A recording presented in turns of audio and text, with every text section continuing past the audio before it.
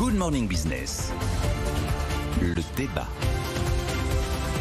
Ben oui, comment on fait, Jean-Marc Daniel? J'ai plus rien à dire. Est-ce qu'on les garde, ces béquilles, à l'économie? Mais je crois qu'il est temps de mettre un terme au quoi qu'il en coûte, à ces béquilles et à tous ces enthousiasmes dépensiers.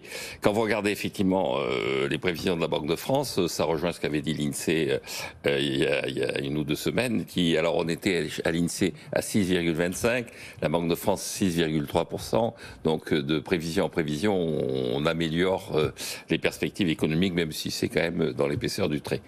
Et ce qui est intéressant, c'est que quand on regarde simultanément l'évolution du déficit budgétaire, on a une amélioration de la situation, mais on a encore un déficit budgétaire de 8,4% du PIB qui est prévu pour cette année. Alors, c'est moins grave que ce qui avait été annoncé au mois de juillet, où on nous avait dit 9,4%. Et puis pour l'année prochaine, ce sera entre 4 et 5%, sachant qu'on nous dit qu'en 2022, l'année prochaine, nous aurons retrouvé le niveau de production de 2019. Donc si nous avons le niveau de production de 2019, nous pourrions avoir le même niveau de déficit qu'en 2019, d'autant plus que 2019 était une année où nous étions déjà montrés du doigt pour une certaine forme de laxisme, puisque le déficit avait dépassé les 3%, 3,1% du PIB en 2019. Donc on voit bien que la situation s'améliore, que la raison pour laquelle la situation s'améliore objectivement, c'est qu'on a répondu au problème de la pandémie par un outil très très efficace qui est la vaccination.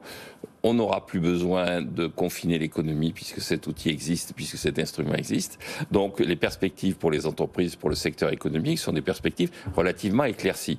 À partir de ce moment-là, c'est peut-être temps de laisser vivre, laisser les entreprises exister, laisser le monde économique mener son train et puis commencer à baisser le déficit budgétaire et pour retrouver au moins les 3% qui étaient ceux de 2019 et qui sont ceux que les Européens attendent de nous. Oui, mais attention, parce que lors des crises précédentes, on a débranché parfois un peu vite les mécanismes, notamment monétaires, et on sait que ça a eu des effets dramatiques. Hein. Alors là, en l'occurrence, les béquilles sont déjà enlevées. Si vous prenez les béquilles, c'était quoi qu'il en coûte, les béquilles, des mesures d'urgence pour soutenir une économie mise à l'arrêt sur décision administrative. Il reste plus grand-chose, finalement, actif.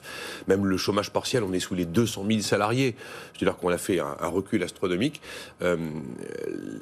La béquille monétaire, elle n'existait pas au début de la crise des dettes souveraines en Europe, au moment où justement tout le monde resserrait les budgets. La BCE n'avait pas commencé déjà à soutenir l'économie, et on voit que là, la BCE maintenant soutient l'économie et qu'elle va continuer à le faire.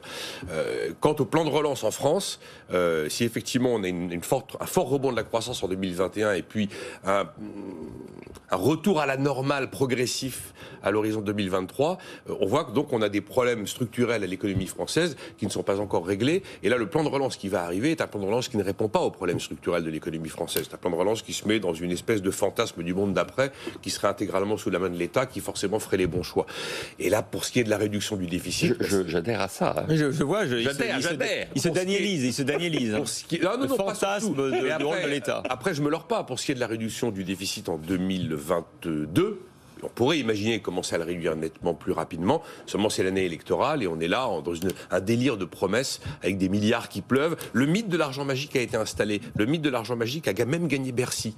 On raconte aujourd'hui que quand Gérald Darmanin reçoit des sollicitations de subventions, si ce sont des sollicitations à 5 ou 10 millions d'euros, on n'en informe même pas le ministre, c'est devenu de l'argent automatique. De poche. Ouais. On va commencer à solliciter le ministre quand c'est le milliard, si vous voulez. On a complètement perverti notre relation au montant. Les montants d'hier sont devenus des clopinettes par rapport aux montants auxquels on s'est habitué. Et donc, comme là, on est dans une année électorale où les promesses vont bon train, alors je parle des promesses des gens qui aspirent au pouvoir, mais même ne serait-ce que les engagements de l'exécutif, on va absolument pas réduire le déficit. Mais enfin, je considère que les béquilles pures, on est quand même en train de les retirer.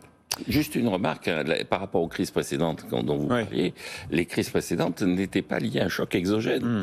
Là, il y a vraiment un choc exogène, la pandémie, et il y a une réponse à ce choc, la vaccination. Donc Jean-Marc Daniel, il enlève les deux béquilles d'un coup. Voilà, à partir de ce moment-là, on ne prend pas la rigueur fiscale qu'on a faite 2011 Fillon et Hollande après, parce que là, on sait que c'est une catastrophe. Moi, j'ai un quiz pour vous. L'absentéisme a augmenté de 24% l'an dernier. Est-ce que vous savez combien de jours d'absentéisme par salarié et par an en France? Non. Une idée? Combien de jours par an par salarié en moyenne? Un peu plus de 20 10 à 15 jours. Non, 25.